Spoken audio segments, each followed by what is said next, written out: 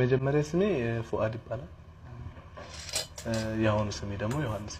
በፊት ወደዚህ ወደ ትክክለኛውና ወደ ቀጥተኛው እምነት እውነት ወዳለባት ወደ ኢትዮጵያ ኦርቶዶክስ ተዋሕዶ ቤተክርስቲያን ገባሁ። ሰባቱ መንጦላዕት ወዴት ተጋረዱ?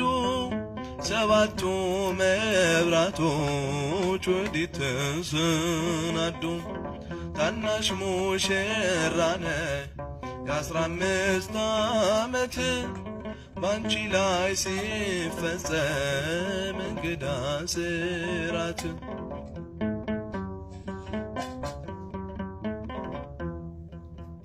ሁሉን የሚወስን ባንቺ ተወሰነ። ከሦስቱ አካል አንዱ ቃልም ሥጋ ሆነ። ስፋትና ጥበት ሰማይና ምድር ባንቺ ተገናኙ ገባሬና ግር። ይህም ባሰብኩ ቁጥር ልቤ ይመስጣል። ከዚህ በላይ ፍቅርስ እንዴት ይገለጣል?